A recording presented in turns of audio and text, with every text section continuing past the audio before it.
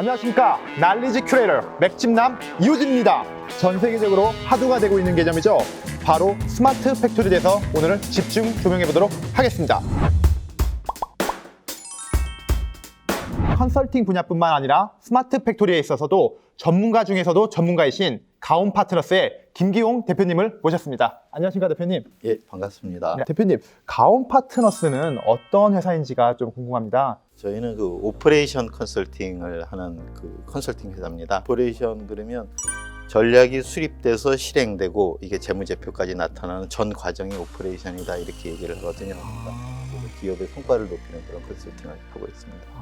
단순히 그냥 컨설팅에서 끝나는 것이 아니라 이제 끝까지 책임을 지시는 그런 그렇죠, 그렇죠. 그러니까 전략 컨설팅 같은 경우에 일반적으로 수립이 돼도 실행하는데 어려움이 있다라고 얘기를 하는데 오퍼레이션 컨설팅은 성과가 날 때까지 고객하고 같이 하면서 성과를 보여드리는 이런 컨설팅을 하고 있죠. 오늘 대표님께서 스마트 팩토리에 대해서 이제 설명해 주시고자 나와주셨는데요.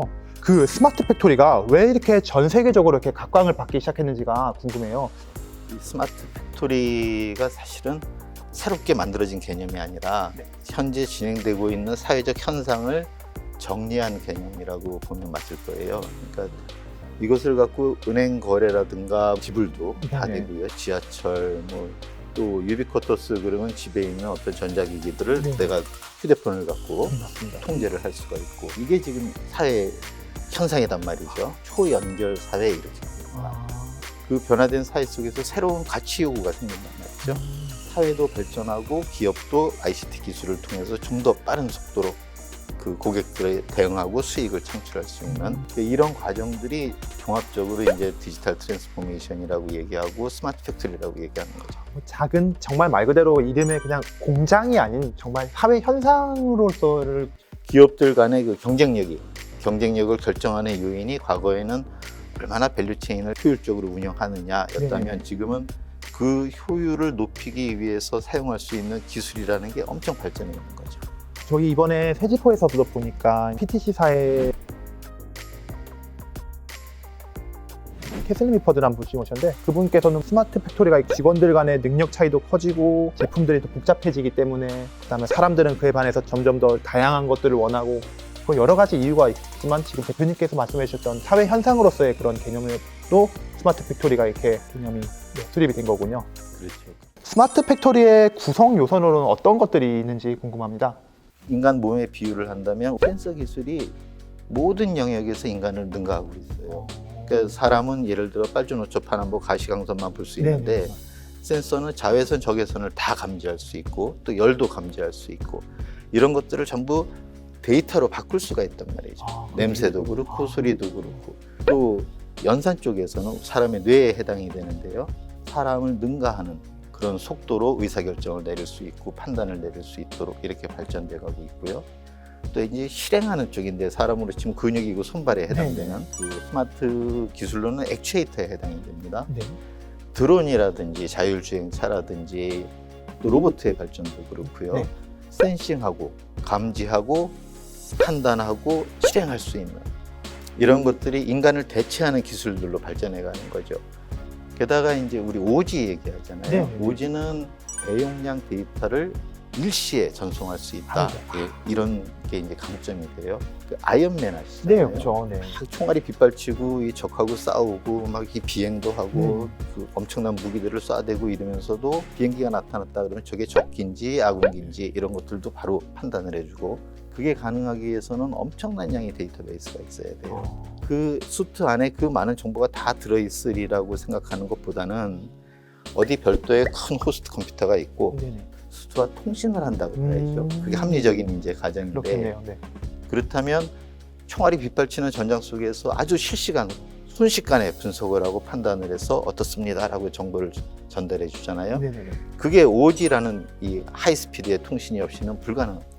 그러면 스마트 팩토리의 좀 성공 사례 같은 것들이 어떤 게 있는지 좀 궁금하거든요. 사실 스마트 팩토리 그러면 성공과 실패의 경계가 모호하다 저는 그렇게 얘기를 해요. 아디다스가 마이 아디다스라는 비즈니스를 만들었는데 내가 내 사고 싶은 운동화를 내가 디자인하는 거예요. 쭉 선택해주면 그 선택된 게 바로 생산 계획으로 바뀌어요. 생산 계획으로 바뀌어서 공장으로 데이터가 가면 공장에서 그 신발을 만들어서 그게 나한테까지 오는데 24시간이 걸립니다. 하루밖에 안 걸린다고요? 그렇죠. 1년에 50만 켤레를 생산하는데 50만 켤레 생산하는 공장의 인원이 10명이었다 그래요. 10명이요? 예. 10명이서 50만 켤레를요? 스피드 팩토리 이렇게 불렀어요. 팩토리. 예, 그 빠른 공장이다. 네네네. 이렇게. 스마트 팩토리의 성공 사례로 굉장히 오랫동안 여기저기서 많이 그 사례로 활용이 되고 이랬습니다. 근데 최근 들어서 그 공장이 문을 닫았어요. 예? 진짜요? 왜 잘 나가는 갑자기. 그러니까 디자인을 아무리 내가 고른다 그래도 이건 선택이지 네네. 내가 만들어내는 게 아니란 말이죠. 또 자동화 무인화 하다 보니까 운동화 바닥의 재질이라든가 이런 것들이 많이 제약을 받아요. 또 고객들의 니즈가 점점 다양해지다 보니까 그걸 다 충족시키지 못하고 이러니까 비즈니스를 이제 크로징했어요. 그럼 여기에서 이제 우리가 생각해 볼게. 그러면 다시 시장의 니즈를 읽고 네. 그것들을 공장에다 구현을 하고 소비자들이 만족할 수 있는 방식으로 제품을 전달해 줄 수 있는 또 다른 비즈니스를 만들어낸다 그러면 마이 아디다스 비즈니스를 갖고 있었던 아디다스가 가능할지 또는 그런 것조차 없었던 다른 회사가 가능할지. 답은 아무래도 당연히. 그렇죠. 그러면 이제 대표님이 말씀해 주신 스마트 팩토리의 약간 성공 핵심? 대표님께서 이렇게 용어를 잡아주신 게 있을까요? 뭐 그런 제일 핵심 딱 중요한 거. 스마트 팩토리를 추진할 때 성공 포인트가 뭘까? 사람이에요. 사람인데 이제 지금까지의 문제라는 것은 네. 우리가 생각하는 표준이 있어요. 기준이 있고 목표가 어느 정도 바람직한 모습이라고 생각할 수 있는 모습이 있어서 네. 거기까지 가야 되는 게 문제였는데 네. 지금부터 우리가 이 해나가야 될 문제라는 것은 무엇을 할 수 있을까에 관한 문제가 돼요. 이 문제 해결력이 아니라 문제를 찾아내는 능력, 과제 도출력, 이게 핵심이 되는 거죠. 이렇게 생각하시면 이미지화가 될 거예요. 큐브 있죠. 네. 이 색깔 맞추기. 네네네네. 근데 색깔을 뭐 같은 면으로 맞추는 게 그 정답이긴 합니다만 네. 업에 따라서 어떤 형태의 무늬가 구성되는 게 이제 성공이다라고 얘기를 이제 할 수 있다면 각각 이 색깔들이 스마트 요소 기술들이거든요. 그것들이 이렇게 융합되고 조합되고 어떤 모양을 만드느냐에 따라서 다른 면이, 다른 가치가 만들어지는 거단 말이죠.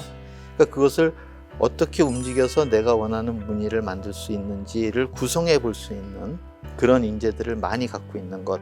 그래서 기대하지 못한, 아까도 말씀드렸지만 요소 기술들을 갖고 추구할 수 있는 최종적인 아웃풋 이미지라 그럴까? 이것조차가 불투명한 상태니까 창조의 영역이고, 그러니까 새로운 것들을 창조해 갈 수 있도록 우리 구성원들이 쉼없이 고민하고 또 그것을 해낼 수 있는 역량으로 훈련받고 이런 조직들이 이제 그 완성된 스마트 공장이다, 이렇게 말씀드릴 수가 있죠. 대표님 오늘 좋은 말씀 정말 너무 감사드리고요. 앞으로도 가온 파트너스의 그런 넘치는 인사이트 기대하도록 하겠습니다. 감사합니다. 고맙습니다.